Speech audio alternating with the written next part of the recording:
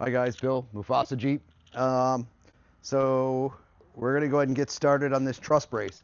So the Jeep comes with the Dana 44, and then somebody thought it was a good idea to add 40s. It'll be fine. It's good. It's fine. We ain't gonna break that.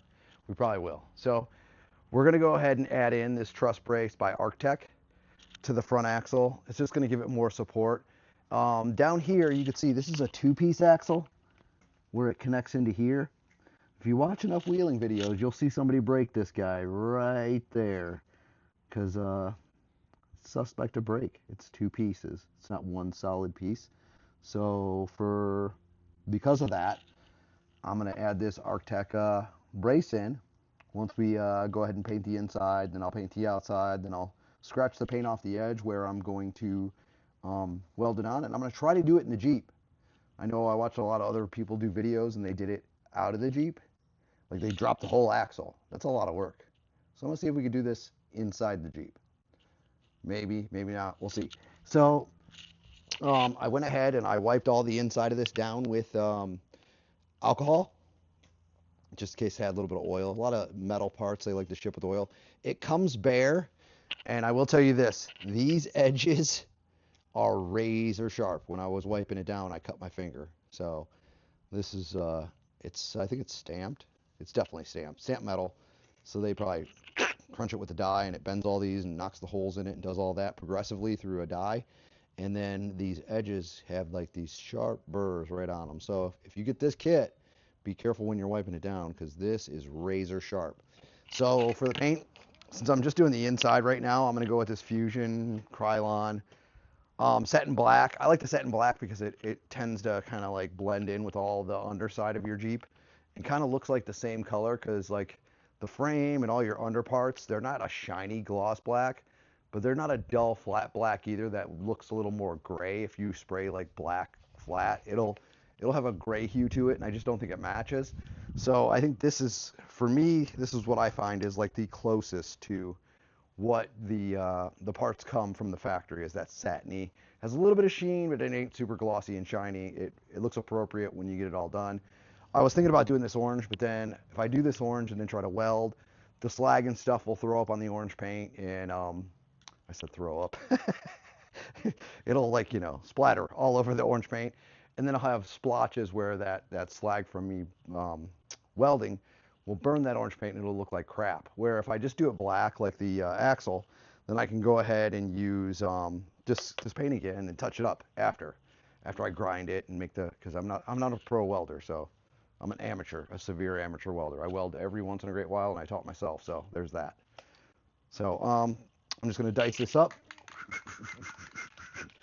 and we're gonna let it dry, and then maybe I'll give it a second coat on the inside, flip it over, and then I'll go ahead and do the outside. But this is just the start of the video, so we're just gonna go ahead and hit it with one light coat of paint, and we'll come back with a second coat just for the inside. We want to protect it, so like once this gets welded, it gets welded on top of the axle like that. None of this is accessible, but water is definitely going to get to it through these holes. We don't want it to rust out prematurely. They're not really that expensive. I think this was like $143 shipped. But the reason why it's not that expensive, it's just a big chunk of metal that you weld on there. So it's a simple part, but it's a little more labor intensive to install this on your Jeep.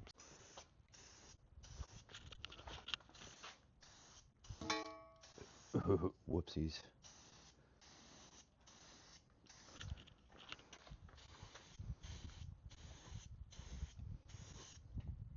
Okay, that's good enough for now. So we'll come back in a little bit once this dries, and we'll hit it with a second coat.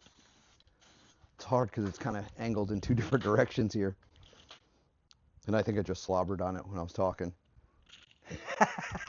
Maybe not. All right. We'll catch you when we come back and hit the second coat. Put Mufasa up on some ramps. And I wanted to do one piece of this truss brace before I brought you guys in, because I'm not a welder. Not a welder at all. I think the last thing I welded was maybe our fence post out back. So I may get flack for my weld job, but it's stuck, and I think it's pretty secure. So there's that.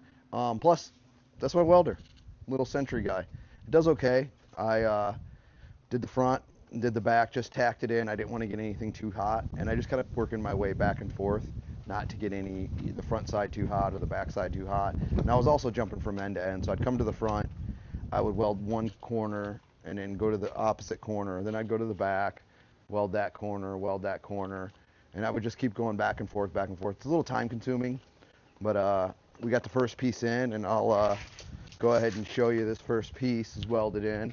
Again, don't be ragging on my welds too bad. I am an amateur, but she's stuck. She's in there. I think she's stuck pretty good. So I did make a little mistake. So the mistake I made was go ahead and painting that thing. I wanted to paint the inside so it wouldn't rust on the inside, but then it took quite a bit of work to get the paint off the edge. If I were thinking ahead a little more, I probably would have masked off this edge. So I'll go ahead and show you that. So what I did here is I took this guy off. So it's like 3 bolts. So there's 2 right there, 1, 2, 1 on the side. I took that off, and then that gives me enough play to swing this thing out of the way while I was welding. So that got that out of the way. And then in the back, we went ahead and took off this guy right here, and then I covered the hole. That's your little fork that has that electronic box that tells it to shift in and out of 4-wheel drive.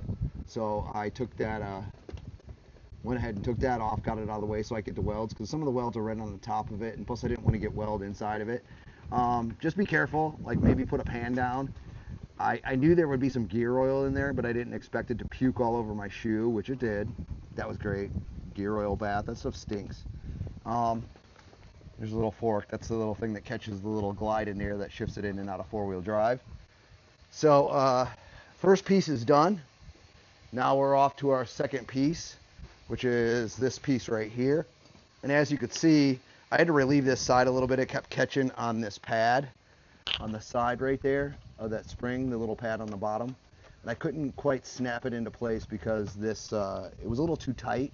So I just took my flap wheel on my rigid tool there, and I just ground that down a little bit. And you can see it's just gave it just enough relief so it snaps in and fits well. So the process was, before I started marking it and all that, I took this guy, cranked it on. It's kind of loud, so maybe I'll put some music over this or whatever. But we're just gonna, I don't want to explain it and have this thing running over me, and you guys will be like, what a dork. So I just take it and just kind of hit the edge all the way around. Then I flip it over and I hit this edge because that's got painted too. Because some of those welds, you want to get right on that edge right there. Get it welded and stuck real good to your axle. So I just take it like this.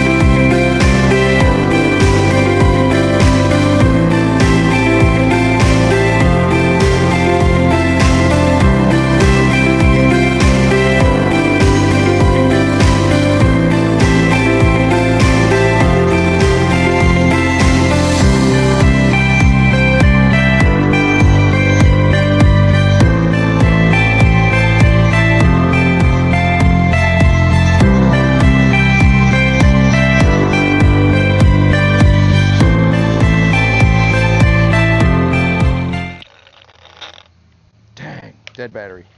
So as you can see, I'm just going to go around this thing, clean up the edge so I have a nice area to weld to. There's no paint there, so it gets a good stick. Same around here. Just clean it up just a little bit. I'm going to end up continuing through here, all the way through here, and then through the top. And I'm welding this in every place I could get metal touching because I want it to be as strong as possible. So I'm going to do this piece by piece. I didn't drop the axle. It is accomplishable without dropping the axle. I could see where it would be a lot easier wearing my welding helmet underneath the Jeep. I ended up having to grab a flashlight because you just can't see shit under there when you're doing this. So I would get the light, and it's magnetic, and I would shine it on each portion that I was doing, so I got a good view of what was going on, because the minute you touch the metal, you know this thing goes black and then comes back because of these automatic helmets. So there's like a few seconds of like, am I on it? Am I not on it? And there's a few times I went a little awry and went off to the side a little bit. It's very hard to see, and part of it was because the top of this helmet is hitting the underside on the back side when I'm in there trying to get the right angle and make sure I get a good bead between the two pieces of metal, between the axle and the brace. So we're going to keep continuing on. It's pretty labor intensive, I'm not going to lie, but we'll go ahead and get this second piece on, then I'll go to the other side, get the third piece on. And what I do with the last piece is, you take this guy, you lay it in place. So this one goes right here. Snap it in place here. Well, of course it's going to fight me now there. So she snaps in place. You want to get it nice and tight. And then what I do is take my Sharpie. So we're going to take our Sharpie and we're going to clean it. We're going to write a line right where we need to clean off this metal, because you can't do the metal. You can't really weld it unless we got a clean surface to weld to. So you want to get the paint off the axle right here in these portions. So I'm just gonna, and of course I'll make that tighter. So we just want to mark here, and then it lets me know where I need to clean up on this, and I'll do the back side as well. So then what I do is I take one of three tools, and it's a little difficult because you got a lot of like this little corner here is going to be really hard to get into, and then like back here where we got all this crap in our way is going to get. I could take this out, maybe I will, we'll see. But so then I take this guy back off. There we go. And then I'll take my grinder with the flap wheel. The grinder with the flap wheel. I'll get the spots that this big guy can get into because it makes quick work of it. And then I also have this little die grinder thing. I wish it was one of the 90 ones. It would be easier to get in there, because this one you got to hold it straight out, and all those bars and stuff end up being in the way. We just, to do that. So take the paint off there. And then finally, for the really, really tight stuff, I just really jam on this thing and get it in the corners. Here's what I'll say with this. These things tend to walk all over the place, so make sure you're sure-handed when you're grabbing a hold of this guy. The other thing is, put your safety glasses on. I have seen crappy versions of these where you'll get your drill going 100 miles an hour, and then these little bristles will come flying out and get stuck in your arm or wherever, and it's not too fun. Welding is not my favorite thing to do underneath the Jeep. I'm going without sleeves like a real man, but I keep feeling it just burning the crap out of me. And then I have to sit like a little kid, like I'm in kindergarten, crisscross applesauce. And I got these shorty socks on, whoopsies. And you can see where it keeps burning. It's burning the crap out of my ankle through the socks. Probably should have better PPE, but we're just raw dogging it. I'm just going after the thing. Who cares? We're just gonna, it's not the funnest job, but it's gonna make this a lot stronger and make it a lot better for wheeling. So that's why we're doing it. I'll grind it down, we'll paint it up, and we'll have you back when we get the rest of this on and have it all done. But just go piece by piece, take your time, don't heat one spot too much. Tack it, go over to the other side, go to the back, flip-flop, go back around, back and forth, back and forth. You just don't want to get too much heat in one section at one time, because it will warp your axle, and that's like the one thing you don't want to do. So we'll have you back when we get this thing all together. It's going to be a little bit though. All right, bye.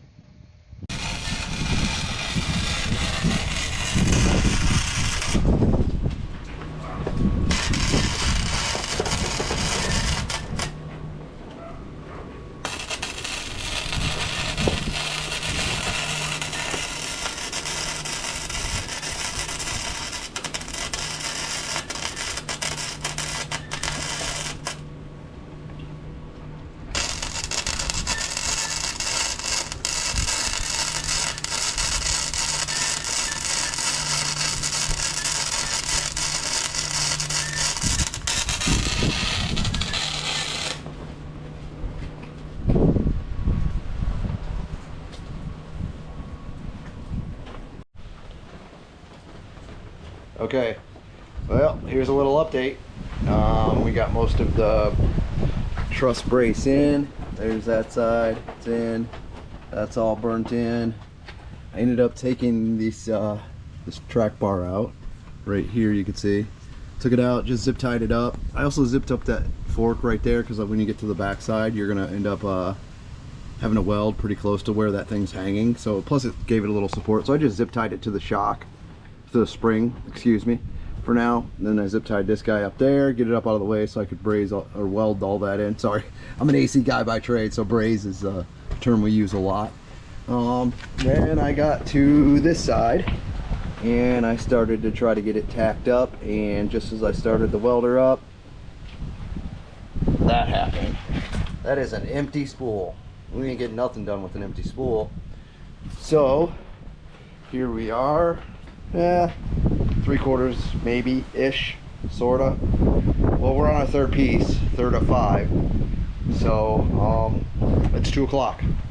So we'll see. I'm gonna run to Lowe's real quick because that's the closest place to us that has the flux core wire that I'm gonna need, and then we'll get back after it, and hopefully I can finish this in one day.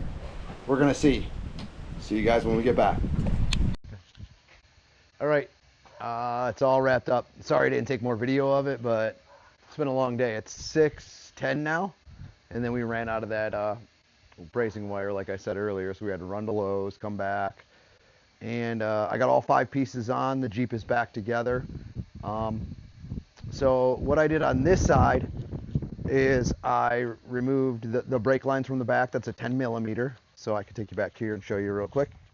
So right back here, these brake lines right there that come around here, and then there's a 10mm that unhooks those, because you got to get in that little hole right in there behind the shock right there. So I undid the shock and undid these brake lines, got that stuff up out of the way to weld in this last one up front. The other ones are kind of self-explanatory. We talked about those earlier. There's this little piece right here, wherever it is. Yeah, it's right there, next to the left of the spring, coil spring there. So that did that side.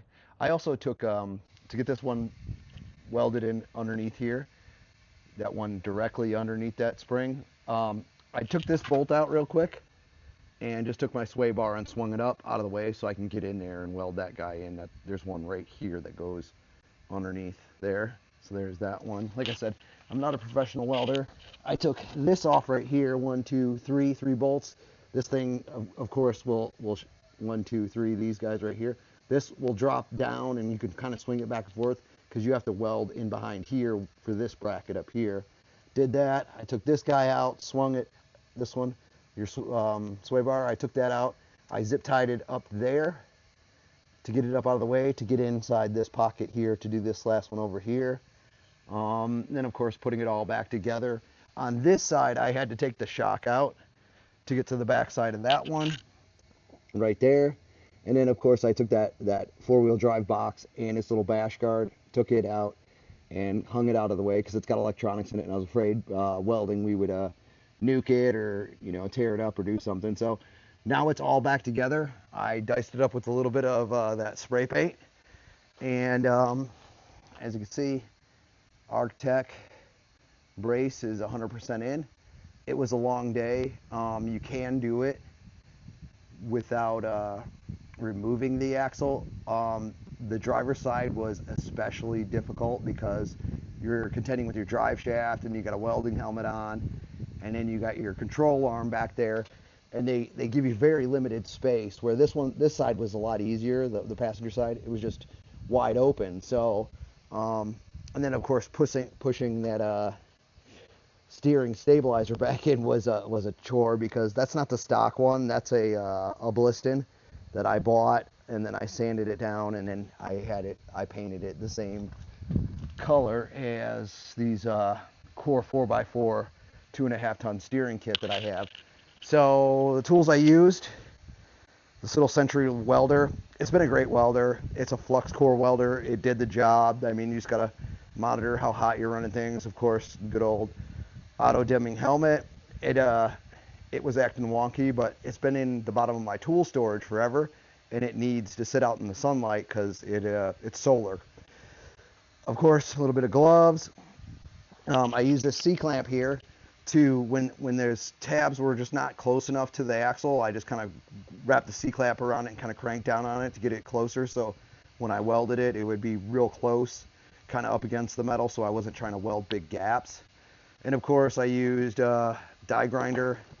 There's our paint. Of course, you're gonna need your safety glasses. I left out all the tools that I needed. So I used this to take those little brake lines off, those little 10 millimeters in the back. And we had a 9/16, a 12 millimeter. I think that was for the little bash guard for your four-wheel drive thing. This guy right here was to take the four-wheel drive module thingy out with the forks. It is it's getting kind of dark and it's harder to see now. Where is it? 13 millimeter. The 21, that was for like, it's for one of the parts. I think it was for the shocks. No, the shocks are 19. Of course, I used this big impact. I think that 21 was when I took that track bar out that one side and then swung it up out of the way. Of course, I use a long extension, use this big thing when I can get it in places. It's kind of big, it's hard to get it in places. The hammer to tap on stuff. Here is our 19. Of course, the 19 was definitely for the shocks. And then the other side, it was a little more difficult, so I used a ratcheting wrench and a regular wrench. This I used to clean up the metal, along with the this wire wheel. Of course, make sure you wear your safety glasses when you do your wire wheel. That's everything that I needed. We had the ramps, and then I have, the air compressor to run that die grinder. But that was everything I needed to get it to do this job. So worked out pretty good. It was a long day, but you can do this yourself in your garage. I mean, it's not that hard. It just settle in. It's going to take a while. Take your time. I took my time with it, went back and forth, so I didn't get anything too hot. And then the paint's still drying on it, but by tomorrow I could drive this if I wanted to. But one day install, and there we go, upgrade. So that Dana 44 is so much stronger now with that. But stay tuned. We're going to keep trying to do more videos. So I don't know what I'm going to do next week, but I'm going to order some parts and we'll get something else installed in Mufasa here. But upgrades keep coming, and there's some things always to do. It's a Jeep, right? But thanks for watching. Comment if you have any questions. Leave them in the comments. I answer every question. And like, subscribe, comment, and we'll see you later.